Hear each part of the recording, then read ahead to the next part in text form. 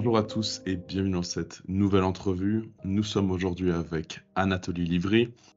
Anatoly Livry est docteur en lettres, en littérature générale et comparée.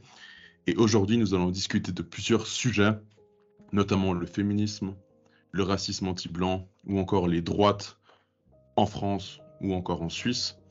Mais pour commencer cet entretien, nous allons peut-être faire un court débrief des votations et nous allons nous pencher plus particulièrement sur la votation qui concernait l'AVS et qui a suscité une polémique puisque cela a été décrit comme évidemment une votation plutôt misogyne puisque les hommes auraient fait travailler les femmes une année supplémentaire. Bonjour Anatoly Livry. Bonjour, chers spectateurs. Bon, merci beaucoup pour cette invitation et pour cette question. Je vis plutôt en Suisse alémanique et cette réaction était assez drôle, effectivement, qui m'interroge en fait sur ce qui c'est l'homme occidental contemporain. C'est la question que je me pose à travers de mon œuvre philosophique. Et est-ce qu'il y a, c'est la question principale, une dégradation de l'humanité à travers l'occidentalité actuelle? C'est la question principale, car, comme disait l'autre, la femme, c'est l'avenir de l'homme. Voilà. Et à travers cette affaire, on peut s'interroger sur ce que c'est la société helvétique en elle-même. C'est aussi la question qu'on me pose depuis la Russie assez fréquemment. Car on peut parler de la Suisse ancienne comme d'une excellence sur le plan civique.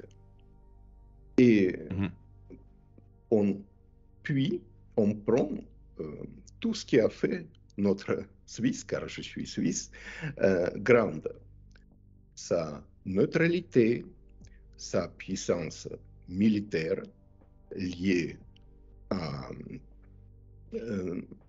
cette neutralité, car la neutralité, il faut la défendre. Cette puissance bancaire également, car les finances, c'est le pilier de la Suisse. Et peu à peu, depuis, je pense, un demi-siècle, la Suisse se démolit par elle-même, car elle a subi une faille humaine. Je pense que le coup puissant qu'elle a reçu, c'était comme l'ensemble de l'Occident, à savoir cette révolution orange de mai 68, et peu à peu, la destruction civique en Suisse a commencé. La Suisse, comme peut-être la plupart des spectateurs le connaissent, a offert le droit de vote aux femmes assez tardivement, il y a 51 ans, me semble-t-il, en 1971. Et c'est les hommes qui ont offert ce droit de vote des femmes, donc il ne faut pas accuser des femmes de vouloir cette destruction. Et peu à peu, la puissance militaire a succombé, la neutralité suisse a aussi péri peu à peu. Officiellement, naturellement, la Suisse est toujours un pays neutre. Mais est-ce que cette neutralité est protégée militairement, psychiquement et financièrement? On peut se poser cette question et à cette question, on peut répondre négativement. Et à notre pilier suisse, qui est sa puissance bancaire, je me souviens d'avoir participé à une réunion où on avait parlé des banques suisses comme de têtes nucléaires de la puissance helvétique. Eh bien, ces banques suisses ont, disons, la gestion de cette puissance bancaire suisse a été peu à peu transmise aux autres forces. Je parle naturellement de la perte de secret bancaire en Suisse en 2013, de facto. Voilà.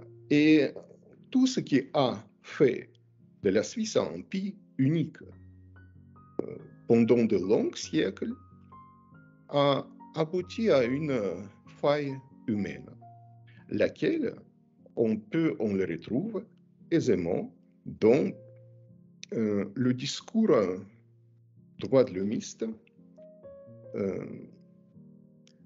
anti-musculant qu'on appelle, encore une fois, je vis en Suisse alémanique, féministe normalisé. Comment on peut parler de ça, où le terme féminisme est devenu comme une exigence de normalité chez nous. Et donc, dès que vous revenez en quelque sorte sur l'espace public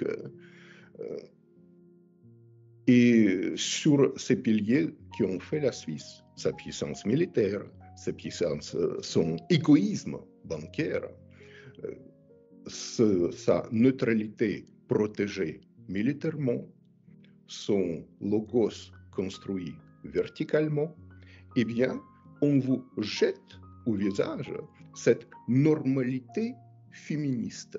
Et en Suisse alémanique, je ne sais pas comment c'est en Suisse romande, mais là, chez nous, être anti-féministe égale être misogyne. Je ne sais pas comment vous le vivez, mais... Non, nous, c'est la même chose. Je pense même que de notre côté, c'est pire, puisque nous sommes très influencés par la France, ce qui fait que les courants qui viennent de France sont beaucoup plus nocifs. Mais en gros, ce que vous nous dites, c'est que les résultats, ou en tout cas les réactions des féministes à cette votation, est tout à fait symptomatique de l'époque. C'est-à-dire que, déjà de 1, le premier argument, c'était que c'était les hommes qui ont voté pour la hausse de la retraite des femmes, et de plus, elles n'acceptent pas qu'il y ait une égalité à ce niveau-là, puisque pour elles, il y a toujours une inégalité de salaire. Mais rassurez-moi, vous n'y croyez pas non plus à cette inégalité de salaire. Non, il n'y a pas. Je ne pense pas qu'en Suisse, on peut discuter d'inégalité de salaire, mais c'est un sujet assez important, parce que ce qui était véhiculé également en Suisse alémanique, en tous les cas, comme un argument que des femmes tombent enceintes et elles portent, ce qui est tout à fait normal et naturel, les enfants, et donc c'est une activité, une charge supplémentaire. Voilà. Et donc ça, c'est assez drôle parce que par cet argument, elles démolissent en quelque sorte tout l'argumentaire féministe véhiculé en Occident. Parce que si vous fréquentez les femmes, si vous êtes un homme ou femme, donc vous savez que le discours de la femme suissesse actuelle, le discours également de la femme publique féministe seulement chez nous, eh bien, c'est que l'enfant est à moi, dit-elle. Je ferme les guillemets, n'est-ce pas? Donc, quand la femme s'exprime son désir de maternité, c'est assez intéressant de l'examiner, c'est qu'elle exclut à 99% l'homme, le père de cette démarche. C'est mon enfant, je décidais d'avoir un enfant, et puis naturellement sur le plan légal, on peut analyser comment une femme peut intervenir sur son désir d'enfant, elle peut avoir enfant, elle veut avoir enfant, elle doit avoir enfant, et légalement comment elle peut gérer cela, c'est-à-dire décider l'avortement, est-ce que c'est l'homme qui peut décider l'avortement ou la femme? Je pense que vous savez répondre à cette question. Et ainsi de suite, on peut entrer dans la gestion psychiatrique, sociologique, historique, géopolitique de cette affaire, avoir l'enfant. Et surtout pénal, naturellement, puisque vous savez ce qui c'est si vous considérez comme l'avortement, c'est une autre vision, comme un meurtre d'enfant. Vous savez comment gérer ce meurtre d'enfant du côté féminin et comment se gérer du côté masculin. Donc, pour le premier, c'est félicité, de l'autre, vous avez une prison à perpétuité, etc. Et donc, c'était assez drôle, et c'est ça qui m'a été demandé d'écouter slave, car j'enseigne dans les universités depuis slave par Skype, c'est précisément cette analyse-là, comment à la fois il s'agit d'un discours schizophrénique, et pas seulement en Suisse, mais ensemble occidental. En Occident. Voilà, donc d'un côté, il y a une revendication de cette inégalité. C'est assez ridicule cette histoire d'une année en Suisse. Avant c'était 64 ans, puis 65 ans. Je vous assure, chère madame, si vous nous regardez, ni vous ni nous, on n'aura pas cette retraite à 65 ans parce que, compte tenu de l'actualité géopolitique, ça va être repoussé au-delà de 70 ans. Ça, bon, je ferme la parenthèse.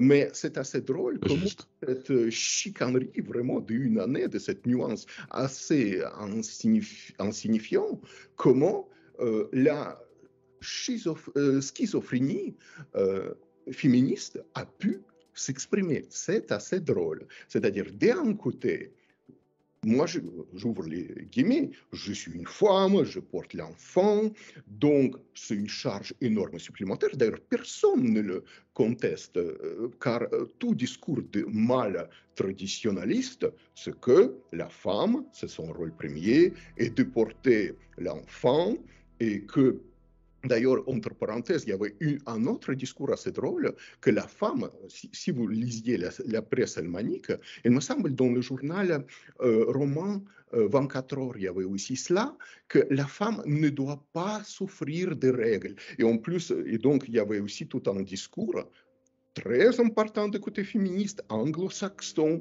francophone également, alémanique naturellement, que la femme aussi, elle souffre de règles et elle va au travail en souffrant. Et là, je ferme en quelque sorte les parenthèses et je réponds à cela. C'est précisément le discours traditionnaliste d'une certaine masculinité toxique, comme ils disent. Oui, vous avez, femme, vous avez une charge, c'est-à-dire vous souffrez de vos règles, et vous portez les enfants, vous les nourrissez, vous avez une charge à la maison, donc cassons le féminisme. Et là, en quelque sorte, je continue encore, car effectivement, et là, je suis totalement d'accord avec Nietzsche, que chaque féminisme chaque féminisme dans le sens où c'est l'expression de la souffrance féminine, l'expression de la vengeance féminine également, le féminisme. Le féminisme, c'est la vengeance de la femme malheureuse envers une femme heureuse qui est engrossée par le mal qu'elle désire. Et en fait, vous avez toute cette analyse assez nuancée de Friedrich Nietzsche là-dessus. Sur le féminisme naissant également dans le monde almanique à Bâle en Suisse, qu'elle connaissait fort bien, durant la seconde moitié du 19e siècle. Voilà. Et là, est-on indiqué en quelque sorte cette souffrance féministe exprimée à travers de cette votation, eh bien, tout de suite, ils reprennent en quelque sorte tous ces arguments, ils disent c'est parce que nous souffrons, nous les femmes, que nous devons être privilégiés de cette une année insignifiante. c'est parce que nous portons les enfants et en même temps nous les éduquons, disent ces femmes, et en plus nous avons cette charge au travail que nous devrions être privilégiés. Mais là, je ferme les guillemets et on voit parfaitement que elle brise par ce discours tout l'argumentaire féministe qui existait, qu'on nous fournit sur la place publique depuis Simone de Beauvoir. Voilà. Et naturellement, je ne peux pas passer autre ami professeur en anthropologie et en paléoanthropologie, lequel, ça c'est sa vision, que la femme, effectivement, elle souffre de règles.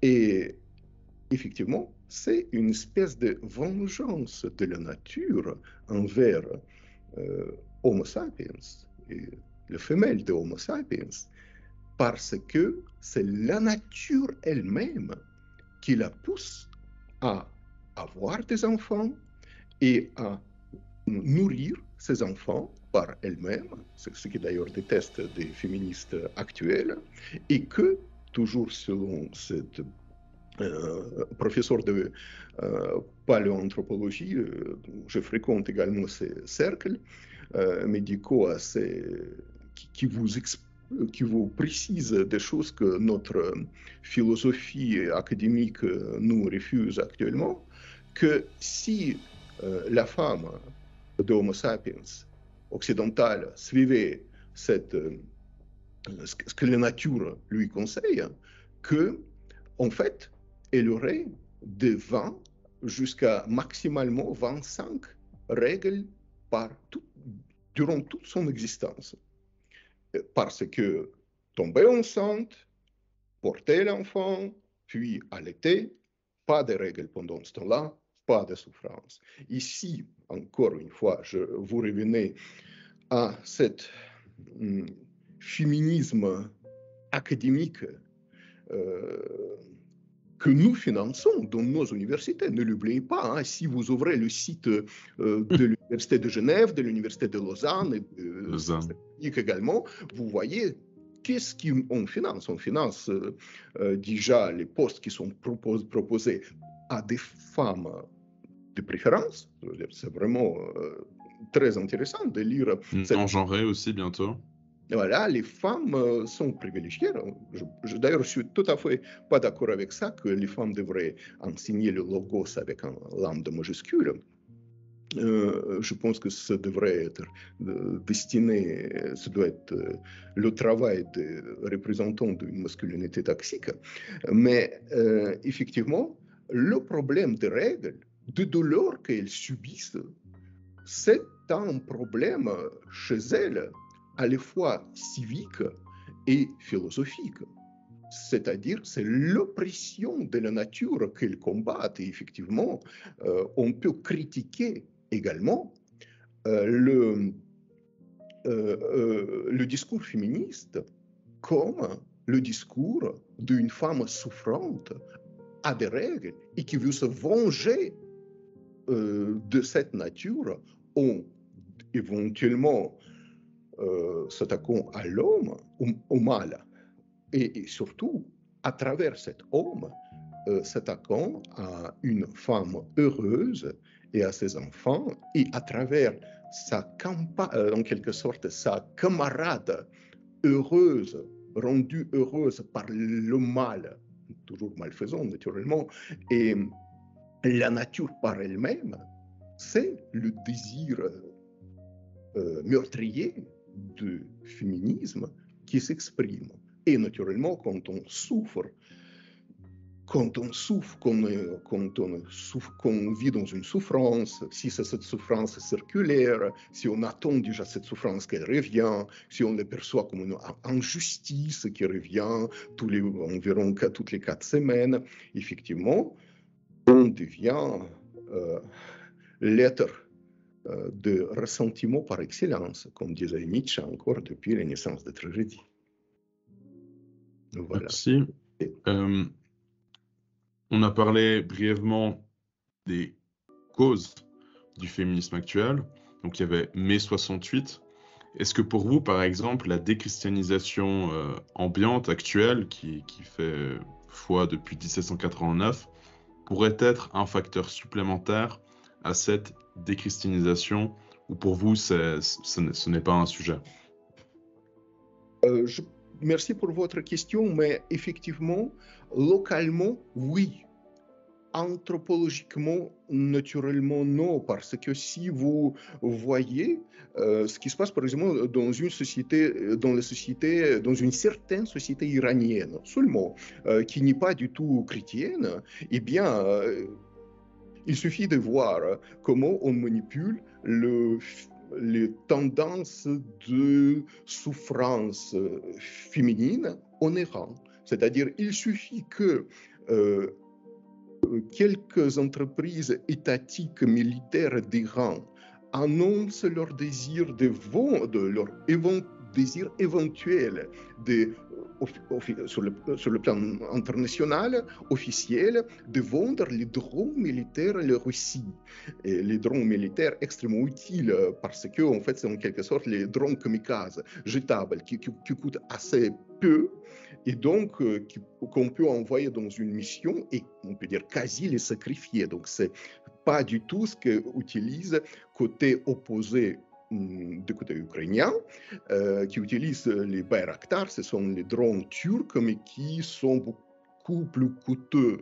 Et donc ça aurait pu renverser cet éventuel contrat, lequel ne se ferait peut-être pas, qui pourrait renverser les batailles dans l'air qui se situent actuellement dans les régions, dans les 4 régions qui ont récemment voté pour leur référendum. Eh bien, tout de suite, on se saisit du destin de cette pauvre femme iranienne et on manipule une certaine 5e colonne iranienne par les saisissant effectivement par le féminisme, par la femme iranienne souffrante, effectivement, on se souvient de cette libération féminine en Iran avant que les républiques françaises ne leur envoient pas l'ayatollah Khomeini. Oui, il y avait une forme de libération féminine, laquelle était bloquée par le retour des ayatollahs. Bon, après, on peut discuter du chiisme, pourquoi ce chiisme est accepté dans certains endroits par les Occidentaux et pourquoi ils sont détestés exclusivement dans les autres endroits du monde géopolitique, pourquoi une forme de l'islam, par exemple, tel qu'en Arabie Saoudite ou au Qatar, ce n'est pas du tout le chiisme, naturellement, c'est le sunnisme, mais pourquoi là-bas on peut gaillardement, vu de l'Occident, opprimer ces pauvres femmes, opprimer encore, je mets les guillemets parce que c'est toujours les choix historico-culturels Oui, et anthropologiques, mais pourquoi exclusivement maintenant ça devient horrible sur les rues de Téhéran. Voilà, donc je réponds à votre question précisément en sortant l'échantillon du cadre occidental, chrétien, donc exclusivement dans un univers musulman et chiite. Et vous voyez bien que là-bas, et j'espère que vos spectatrices et vos spectateurs peuvent le voir, là-bas aussi, il y a une souffrance féminine qui est due à un monde à une civilisation occidentale, car ce qui les fait souffrir sur les rues de Téhéran, c'est précisément les civilisations occidentales qui interviennent là-bas. Et bon, si vous vous intéressez, par bien exemple, sûr. à ce qui se passe en Chine, eh bien, on manipule aussi dans une certaine société de Hong Kong, par exemple, qui est déjà chinoise, et comment on manipule les femmes taïwanaises, lesquelles ne veulent pas devenir chinois, lesquelles on incite à ne pas devenir chinoises, qu'ils viendraient un mal, soi-disant, bouddhistes, communistes, parce que naturellement, on a fait un mélange des anciennes religions chinoises, de l'ancienne religion chinoise et du maoïsme, naturellement. Eh bien, on voit exactement le même schéma qui apparaissent. C'est-à-dire la femme souffrante de l'oppression masculine, liée tout de suite, liée dans cette image à l'histoire de son peuple, à la puissance de son peuple. Car si on revient chez nous en Suisse, c'est un monde extrêmement intéressant, car pluriculturel par sa base.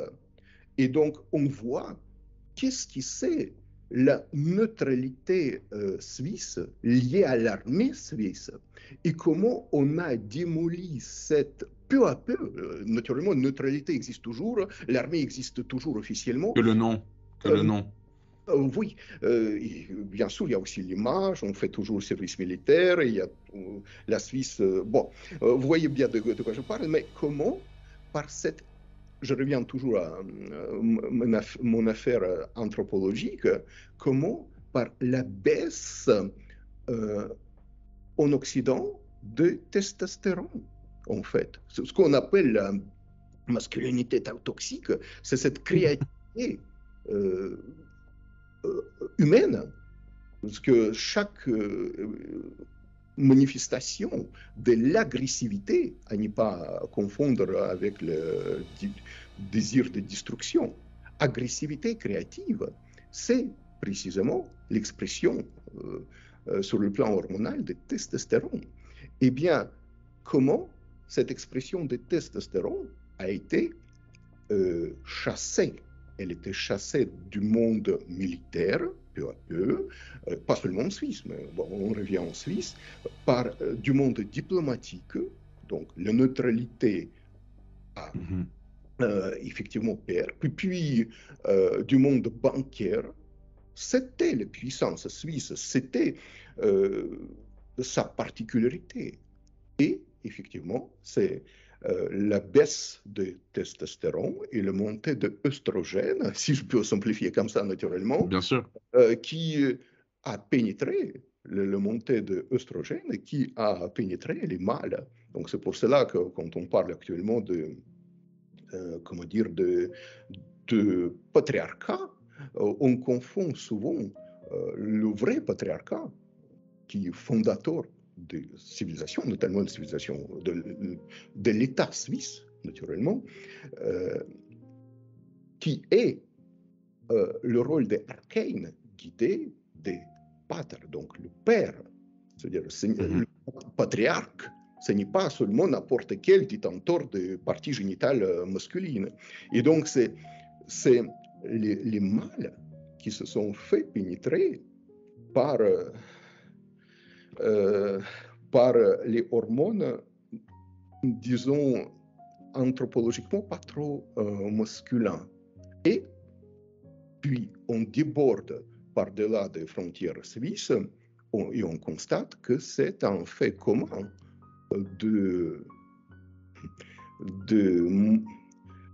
une partie caucasoïde de l'humanité. Et ne soyons pas russophiles follement, le monde slave, on n'est pas épargné naturellement, et ainsi jusqu'à Vladivostok. Dans les moindres notions, naturellement, parce que là-bas, il y a l'État dans certains pays post-soviétiques slaves, parce qu'il y a aussi les partis musulmans, c'est autre chose, eh bien, cette verticalité anthropologique est sauvegardée sur le plan traditionnel et aussi sur le plan légal.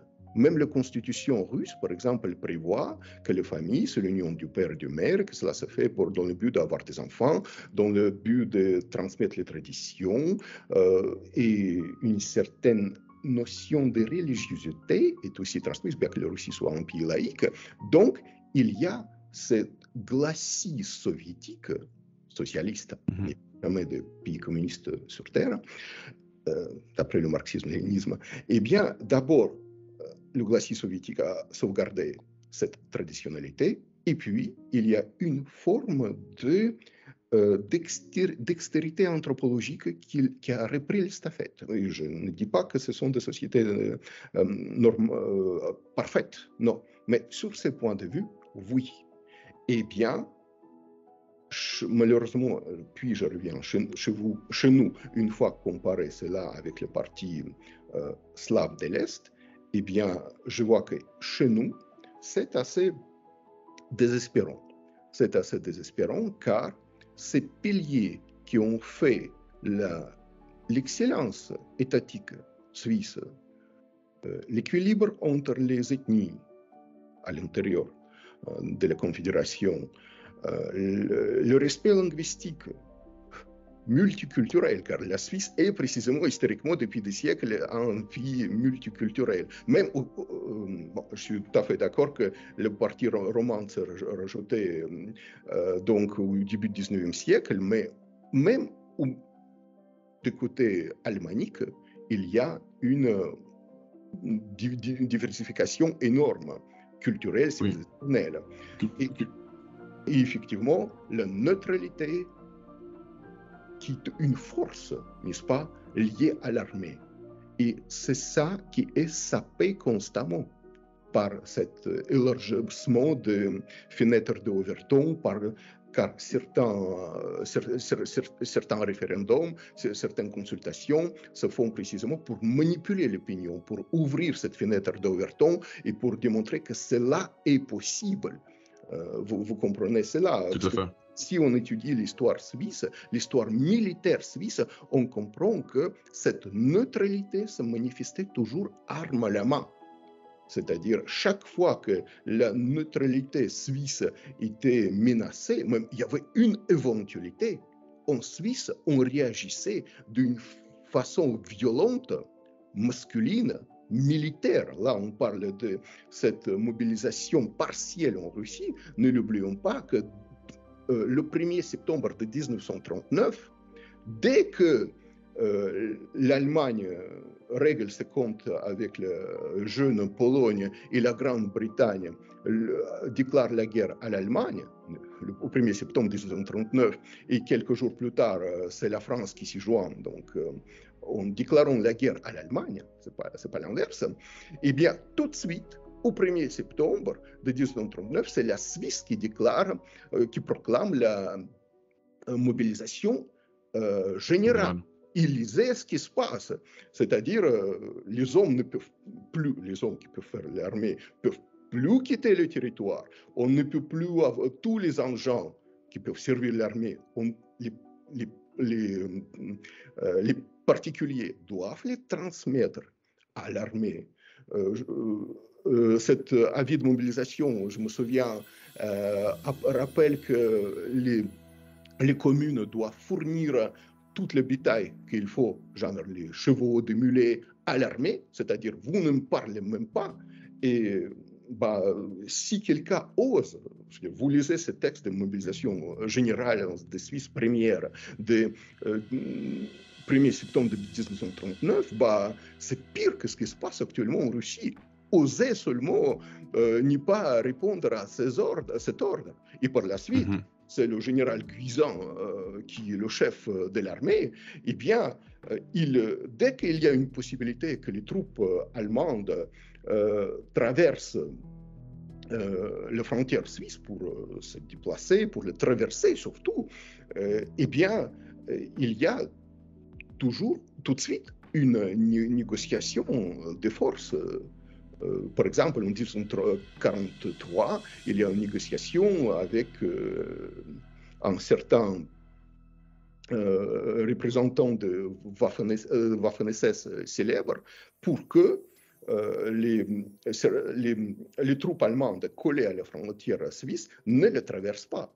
Et exactement la même négociation, commence avec les Alliés. C'est-à-dire, quand les troupes alliées arrivent par l'Italie, eh bien aussi, il y a une réponse extrêmement ferme de la part de l'armée suisse pour que cela ne se traverse pas. Et effectivement, la Suisse punit de cette liberté par les bombardements alliés de Schaffhausen à la fin de la Seconde Guerre mondiale. C'est-à-dire, comme avait bien dit lui-même Nietzsche, eh bien, on peut rester calme, c'est-à-dire neutre, seulement s'il y a l'arc et les flèches, sinon il y a trop de bombardements. Eh bien, tout cela est perdu. Et si quelqu'un ose actuellement, avec la même voix mâle, prôner d'autres idées remplies de testostérone, pour simplifier, eh bien, il sera exclu, il sera marginalisé dans la société suisse. Que ce soit un homme politique, un rédacteur d'un journal, d'une maison d'édition, ça va être assez problématique. Je ne vous parle pas si vous faites carrière dans une université helvétique. Votre parcours universitaire sera immédiatement terminé si vous appelez, même scientifiquement, à une certaine logique et une certaine cohérence historique. Cela sera terminé. Merci beaucoup pour toutes ces explications. En plus de ça, vous vous intéressez particulièrement, en plus du féminisme, aussi aux diverses droites, notamment à la droite française. Vous êtes très critique envers cette droite. Tout d'abord, avant que vous nous disiez pourquoi vous êtes critique, peut-être rappeler selon vous quel est votre clivage gauche-droite. Comment le faites-vous? Déjà, quand effectivement, j'utilise souvent le terme droite quand je critique l'incapacité réelle de réformer en Occident. Eh bien, pour moi, le clivage entre gauche et droite se fait assez simple et il est lié au nom même de ces partis.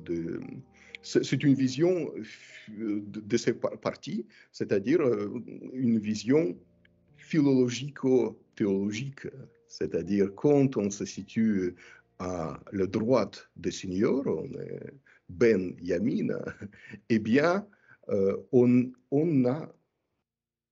est porteur d'une dextériorité et on professe en quelque sorte le désir de maintien, de résister des résistances à la destruction, laquelle est incarnée par le côté sinistre, c'est-à-dire la gauche. Et c'est pour cela que en Suisse alémanique, dans le monde français, je suis également critique à tout ce qui est droite dans le monde ex-soviétique, dans le monde scandinave, car je connais bien cet univers, surtout la Suède.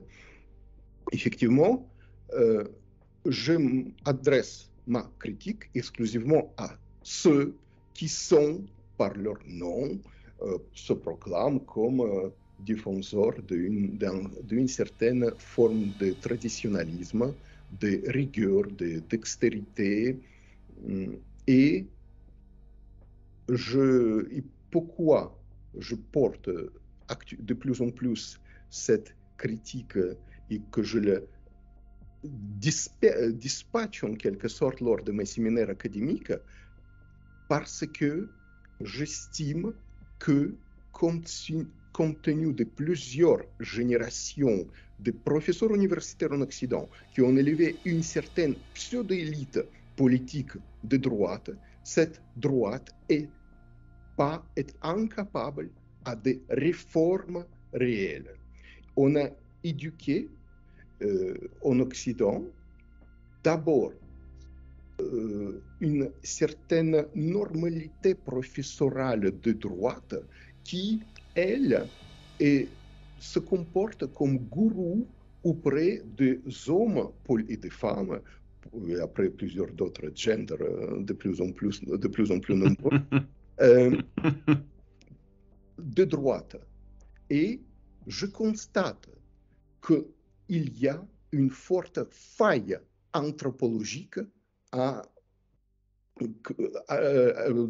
qu'ils ont en quelque sorte.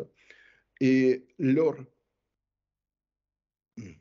disons, il y a certaines failles de néocortex chez ces gens qui commencent par confondre l'accès au mandat, l'accès au pouvoir, à la capacité d'effectuer des réformes. Et quand on arrive au pouvoir, étant de droite, que ce soit en France, c'est le cas, vous avez 89 députés post-frontistes à l'Assemblée nationale. Quand on arrive au pouvoir, soi-disant, de nationalistes en Suède, Sverigedemokraterna, il y a 73 députés au Riksdag. Récemment, il y a quelques jours, une victoire en Italie. Eh bien, en Suisse aussi, le Schweizerische Volkspartei, Union démocratique du centre, a pas mal de députés. Eh bien, on peut constater pendant plusieurs décennies l'incapacité réelle de faire des réformes.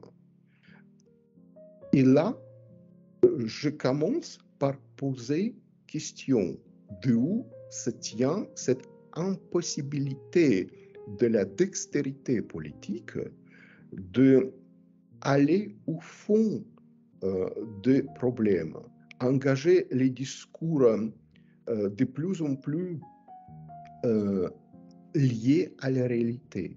Et je constate notamment qu'il y a une forme d'éloignement de la réalité et une forme de création de pseudo-problèmes, lesquels éloignent les peuples de l'Occident de leur excellence, de ce qui a été fait que l'Occident soit aussi excellent et suscite les envies de l'univers entier.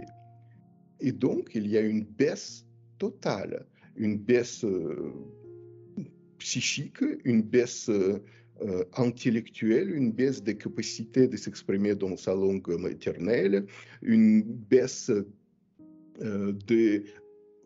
d'engager un discours qui toucherait aux vrais problèmes. Et peu à peu, on aboutit en Occident à une droite qui remplace les victoires politiciennes, accession à des mandats, les réformes authentiques. Et peu à peu, car précisément, la gauche, elle poursuit son œuvre de destruction. On aboutit à un univers où même l'idée d'évoquer d'authentiques réformes devient complètement impossible.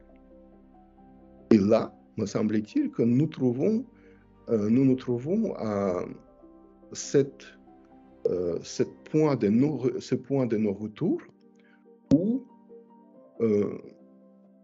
par les urnes, même via référendum, initiative populaire, etc., il n'est plus possible de modifier cet élan vers la mort d'une civilisation, sauf naturellement s'il y aura une forme de divine surprise qui viendrait je ne sais d'où maintenant, parce que si naguère il y avait les peuples de même souche qui portaient en eux une certaine violence barbare, pas sauvage, mais précisément barbare, qui avait la notion de l'excellence hellénique et romaine, par le christianisme notamment. Eh bien, maintenant, à cause du mondialisme, on a de plus en plus mal à trouver cette expression créative barbare, laquelle naturellement vient, il fait la table rase, il arrive par la suite à une forme de Dark Age qui dure plusieurs siècles. Par la suite, on aboutit à une forme de Renaissance. Donc, voilà, et donc actuellement, là, pourquoi j'essaie de faire cette union de traditionnalisme slave-oriental avec la logique occidentale qui est incarnée encore par quelques enclaves en Occident, quelques enclaves de traditionnalisme en Occident, c'est précisément parce que je vois qu'il y a une forme de passivité cérébrale en Occident, dans le monde politique, issue naturellement des universités, qui remplace l'action réelle, réformatrice, c'est-à-dire la révolution traditionnaliste, retour aux origines, elle le repousse. Et ce qu'on brandit, c'est voilà, j'ai le pouvoir. Regardez, maintenant, j'ai le mandat. Et donc, ce que cela suppose, maintenant, je vais faire tout pour le garder. Et je fais les conditions. Voilà, donc c'est pour cela que quand il y avait ces 89 députés post-frontistes qui étaient élus à l'Assemblée nationale, j'ai tout de suite publié à Paris un article où je disais, vous allez voir, à la fin de leur mandat, leur action auprès de la civilisation française sera zéro. Pire, ils vont participer à la destruction, naturellement longue, pas immédiate. C'est pas par exemple, les ex-frontistes, ils ne participent pas à la destruction de la civilisation française, mais à des réformes, ils sont incapables. Exactement le même problème avec UDC. Quand je rencontre ici du côté alémanique, ici c'est beaucoup plus, il y a beaucoup plus de représentants. L'esprit UDC, c'est plutôt l'esprit suisse-alémanique à l'origine, si vous voulez. Même le nom de ce parti, du peuple suisse, on n'a même pas osé le traduire en italien et en français. Le Parti démocratique du centre, c'est assez drôle vu d'ici. Mais effectivement, quand je leur parle de réformes universitaires, je parle à des députés, à des élus de SVP ici, et je leur dis, je leur prône la nécessité de intervenir dans les universités suisses, à Bâle, à Zurich, à Saint-Gall, en Suisse romande naturellement. Eh bien, non. Il y a abandon immédiat de cette place qu'ils ont d'emblée réservée à leur adversaire. Et ils pensent naturellement que par la technicité, ils vont faire survivre les civilisations et l'État suisse. Ce qui est ridicule. C'est-à-dire, j'abandonne la philosophie, le logos, la poésie, l'art au courant de destructeurs, c'est-à-dire ceux qui vont forger le logos de nos enfants, nos petits-enfants, et je dis, on va survivre grâce à la technique, au langage juridique. Mais non, vous savez toujours cela, que chaque civilisation meurt par exactement le même chemin. C'est-à-dire, d'abord, on abandonne le logos, et puis la technicité, l'armée, les puissances des ingénieurs, des médecins, cela perdure encore quelques générations parce que cette technicité, c'est en quelque sorte la fille du logos. comme par exemple lorsque à Rome on a abandonné, dans l'Empire romain, on a abandonné les traditions patriciennes au moment où il fallait s'affronter entre les patriciens pour honorer ces dieux et les héros, verser son propre sang, eh bien, il était considéré à un certain moment le sang des patriciens trop précieux et on a commencé par louer les combattants. Eh bien, par la suite, vous connaissez la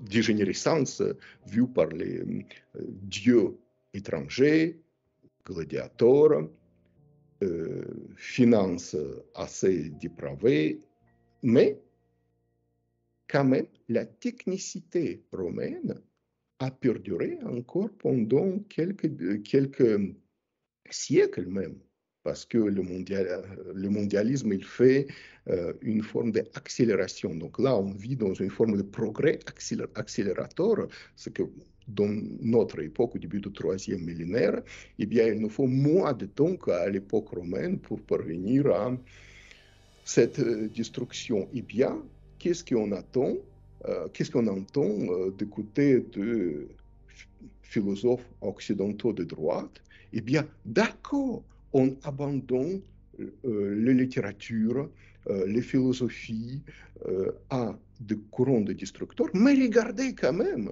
chez nous à droite, dans nos sociétés, il y a toujours, disent-ils, les techniques supérieures. C'est vrai qu'elle existe, mais elle existe précisément parce qu'elle était forgée, toutes ces inventions, quasi, elles étaient créées pendant l'époque où le logos occidental était puissant.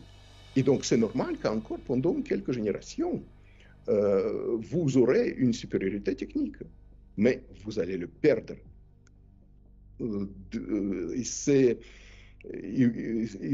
n'avez même pas de choix anthropologiquement que de perdre ces avancées, parce que arme à la main, vous ne pourrez pas les défendre. Le logos à la main, votre discours à la main, vous ne pourrez pas défendre votre supériorité, laquelle, dans quelques décennies, va devenir l'expression de masculinité blanche.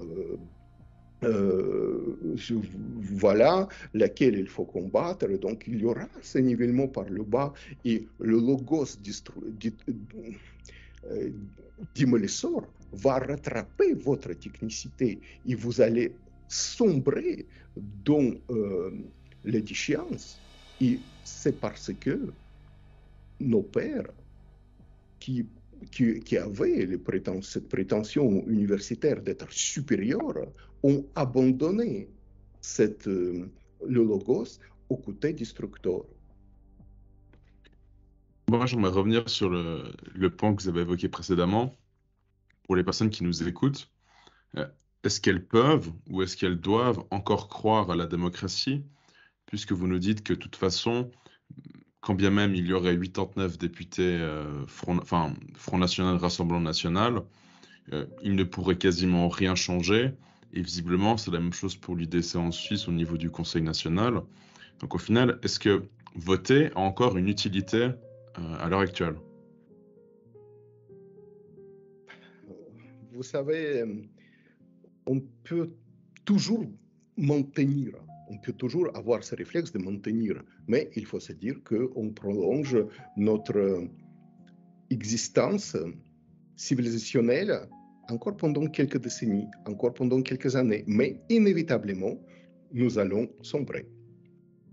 C'est pour cela qu'au moment où j'annonce toujours inutilité réelle sur le plan civilisationnel de croire en ce qu'on appelle démocratie, entre parenthèses, chez nous en Suisse, il y a le système donc de politeia d'Aristote, c'est-à-dire tout ce qui est votation, c'est-à-dire quand ça vient de mésoi, c'est-à-dire l'homme moyen, c'est-à-dire l'homme responsable qui ne sombre pas dans l'hybris d'après le livre célèbre d'Aristote. Et donc, c'est votation, ce n'est pas démocratie, c'est précisément l'expression de politeia athénienne. Et je dirais que athénienne dans le sens où Aristote l'avait exprimé quand il avait enseigné au lycée avec de l'argent du roi de Macédoine. Donc c'était une espèce de collabo. Et puis, il y a une mauvaise forme de politique qui est la démocratie chez nous en Suisse, qui est donc l'expression des députés, si vous voulez. Donc, vous savez, donc, ces mauvaises formes de l'expression politique, d'après Platon, donc, c'est vous avez l'expression de l'honneur, en quelque sorte, puis oligarchie, puis la démocratie, et puis la tyrannie. Et donc, par la suite, c'est soit la chute de la société, puis le retour, en quelque sorte, à l'expression de monarchie, aristocratie, qui sont de bonnes formes, et politéia, en quelque sorte, est placée parmi de bonnes formes civiques. Eh bien, chez nous, en Suisse, il y a une forme d'équilibre entre politéia, l'expression de l'homme moyen responsable, donc de moins en moins responsable, car il abandonne cette responsabilité ancrée dans son histoire, dans l'histoire de son peuple, à des autres personnes qui jouissent des droits civiques et qui, eux, n'ont pas la notion de cette responsabilité antique, et aussi la démocratie qui est une mauvaise forme de l'expression. Et naturellement, en Suisse, on peut aussi parler de troisième puissance qui est le pouvoir des familles traditionnelles locales. Par exemple, ce qu'à Bâle, on appelle des Basler-Patrizier. Donc, équilibre de ces trois pouvoirs. Je ne vous parle pas naturellement de lobbying financier, c'est autre chose. Voilà, maintient la Suisse. Encore pendant quelques temps, on peut se fier en cela. Naturellement, dire, peut-être que pendant la Troisième Guerre mondiale, nous allons rester dans notre place forte encore. Pourquoi pas? Mais sur le plan anthropologique, je dis non. Et là, quand j'exprime cette forme de pessimisme, on me dit, mais qu'est-ce que vous proposez, monsieur Livry? Ce qui est une question totalement logique. Et là, il faudrait penser à une forme de rééducation, mais rééducation qui se situe au niveau de sélection darwinienne. Car je pense qu'il y avait un changement à la fin de la Seconde Guerre mondiale où une forme en Occident, on a commencé par se auto-sélectionner. Naturellement, il y avait aussi un désir de certaines élites de choisir un autre type humain. Eh bien, il y avait un choix de sélectionner les êtres qui se comportent d'après une forme de passivité cérébrale, c'est-à-dire je m'invente une réalité. C'est une forme de drogue que je m'injecte à moi et je façonne mon existence d'après l'invention que je me fais.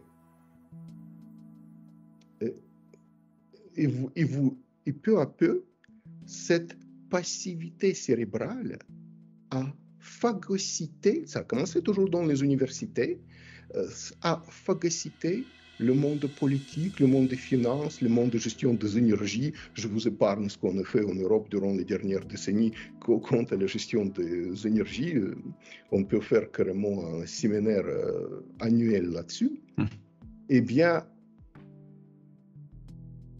chaque fois que la réalité nous est insupportable, à nous l'homme occidental, eh bien, nous injecte une nouvelle invention, d'une nouvelle réalité, encore plus folle, encore plus éloignée de la nature. Et ça, aucune structure étatique ne peut plus le modifier actuellement en 2022. Et c'est pour cela que je dis qu'il faudrait fabriquer en Occident des enclaves avec naturellement des élites, avec effectivement des finances, qui commenceront par une forme d'éducation fabriquée peu à peu. Peut-être que c'est plus possible, peut-être qu'on est trop passif et trop mou.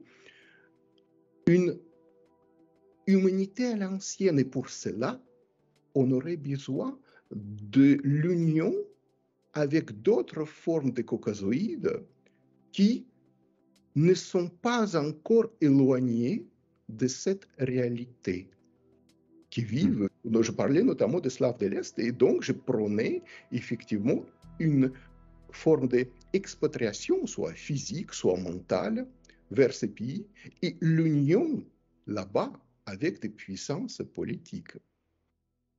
Et ce qui s'opère actuellement, me semble-t-il, sur le plan militaire, chez nous en Europe, c'est la création d'une nouvelle frontière infranchissable, d'un nouveau rideau de fer, lequel, entre le monde slave de l'Est et occidental, où naturellement on inclut d'autres Slaves centraux, et la frontière va passer précisément par une certaine Ukraine, eh bien, cette frontière, c'est plutôt une frontière anthropologique, et qu'il y aura par la suite, contre cette guerre, si ça ne va pas se solder en un conflit nucléaire, parce que, par exemple, dans l'état-major russe, on parle de plus en plus d'une éventuelle possibilité de frappe nucléaire locale, il ne faut pas l'oublier chez nous en Suisse, là, eh bien, il y aura deux formes de l'existence humaine qui vont avancer, qui vont bifurquer de façon différente. Et qu'il y aurait de deux côtés une nouvelle forme de sélection, peut-être qui aboutit à une forme d'humanité tout autre. Mhm. Et voilà, donc je pense que j'ai répondu à votre question sur la possibilité croire dans les élections démocratiques. Oui, ça peut être pensé comme une violence, ce que je proclame ici, mais si on analyse ces conflits qui ne se situent pas en Suisse militairement, mais qui existent, et qu'il faut examiner vraiment dans toutes les nuances, eh bien, là, on doit se dire que quoi que décide la puissance de Fédération de Russie, et je ne prends aucun parti politique là-dessus, aucune de ces propositions ne sera acceptée.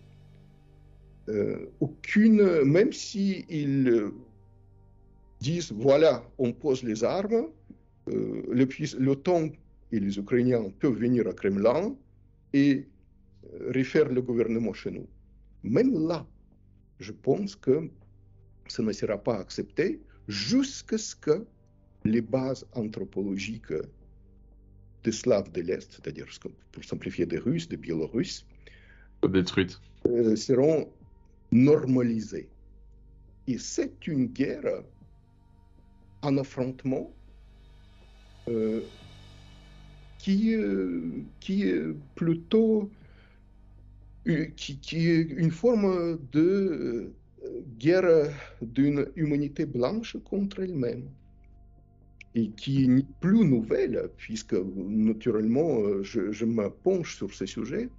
depuis que j'ai commencé à faire ma thèse de doctorat, je l'avais soutenue. Par la suite, cette thèse de doctorat a été plagiée, volée, et précisément, c'est une thèse sur Nietzsche et Nabokov. Donc, je disais précisément dans cette thèse de doctorat ces choses interdites dans une forme académique, car j'ai enseigné à la Sorbonne, à l'université de Nice, et ce n'était pas possible de dire ça de façon aussi crue.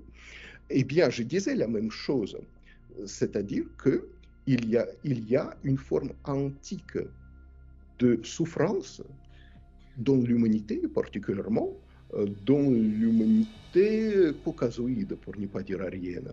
C'est-à-dire, c'est Nietzsche qui l'avait prédit, c'est Nabokov qui le décrit dans ses romans. C'était ça la thèse de doctorat que j'ai soutenue à l'université de Nice et que tout de suite était oubliée, bien qu'elle était publiée à Paris chez Hermann.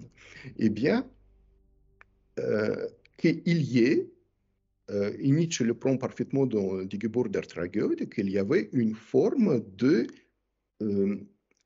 la haine de soi originelle dans notre civilisation qui était manifestée par les élites alexandrines. Donc en Égypte, il y avait le règne de l'Agide qui commençait par, à la mort d'Alexandre le Grand en 323, et, avant notre ère. Et donc il y avait les rois macédoniens, qui sont devenus par la suite pharaons d'Égypte, en s'assimilant notamment. Donc, et après donc, l'installation du premier Lagide Soter, le sauveur, il y avait une déchéance des élites macédoniennes, grecques, en Égypte. Donc, c'est ce que Nietzsche appelle le syndrome alexandrin, en précisant, en développant par la suite que le monde contemporain, c'est-à-dire le monde de la seconde moitié du XIXe siècle, se bat dans les filets de la civilisation alexandrine. Et qu'est-ce que c'est? C'est en fait le monde woke que nous connaissons actuellement dans notre univers politique, universitaire, journalistique, etc., en Occident. C'est-à-dire les êtres les plus raffinés, les plus parfaits sur le plan de leur dextérité, de culture, commencent par enseigner à ces esclaves ou les affranchis qu'ils sont égaux et ils se persuadent eux-mêmes de cette égalité, n'est-ce pas? On est à la fin du IVe siècle avant notre ère, donc on n'a rien à voir encore avec le christianisme. Donc, et surtout, il enseigne à l'esclave ou à l'esclave affranchi la vengeance, le ressentiment. Et là, je improvise, Nietzsche dit, en allemand naturellement, qu'il n'y a rien de pire que cette vieille race d'esclaves qui commence par percevoir sa réalité comme une forme d'injustice et pire, vu se venger des injustices qu'ont subies ces générations précédentes. Fin de citation approximative. Et je pense que c'est ça le génie de Nietzsche. Il pointe précisément le départ de la fin d'une civilisation. Ce n'est pas seulement les Grecs, les Macédoniens qui vivaient en Alexandrie. C'était une forme de supériorité raciale. Ne l'oublions pas que au début, avec les premiers Lagides, c'était environ 200 000 Grecs macédoniens qui géraient la population égyptienne de 7 millions. Donc, c'était précisément cette vision de bête blonde face à une masse qu'on gère. Et effectivement, si on voit ce qui s'est passé avec les Perses, c'était la même chose. Si on voit ce qui s'est passé avec les mêmes Grecs, c'était la même chose, et avec le Rome et avec l'Empire russe, qui n'est pas du tout regardé ce qui s'est passé à la fin de la Première Guerre mondiale avec les derniers Romanov au pouvoir. Donc, on commence par cette Selbsthass, cette haute détestation qui devient une nouvelle religion, qu'on soit chrétien ou païen. C'est d'ailleurs la réponse à une des questions que vous m'avez posées précédemment. Non, c'est une imperfection de Homo sapiens. Et c'est une imperfection de Homo sapiens blanc, caucasoïde, si vous voulez. Et là, si on n'analyse pas ce syndrome alexandrin, qui se répète toujours avec les mêmes symptômes, avec le féminisme, avec l'autodétestation, avec l'invitation de dieux étrangers, avec quand on commence par embrasser les babouches à nos esclaves, et avec la haine de sa propre culture et admiration envers les autres cultures, avec par la suite naturellement les unions sexuelles qui ne sont pas traditionnelles, on brise les familles traditionnelles, etc. C'est les répétitions, ce sont des symptômes de même maladie, sauf que, et là je reviens toujours à mes moutons, c'est que naguère, il y avait des peuples barbares, sans, et de même souches surtout, qui eux venaient, qui massacraient naturellement le reste de cette civilisation, et que par la suite, il y avait la Renaissance, c'est-à-dire il y avait en quelque sorte ce feu, cette sagesse dionysiaque qui était reprise et qui était rallumée. C'est pour ça que je m'intéresse tellement à la pensée des Orphiques et aussi de tout ce qui est la littérature grecque antique, donc que Euripide, dans ses Bacchantes, avait rendu banal en quelque sorte, mais il y a naturellement toute cette idée de dieu Dionysos avec toutes ces faces naturellement. Voilà. Et par la suite, ces faces solaires, car c'est seulement si on si on parvient à unir la puissance additionnelle barbare et la sagesse des êtres finis, c'est là que nous pourrons éventuellement sauver nos civilisations et peut-être l'humanité tout entière. Parfait. Bah, écoutez, merci beaucoup, cher Anatoly Livry, pour tous ces mots.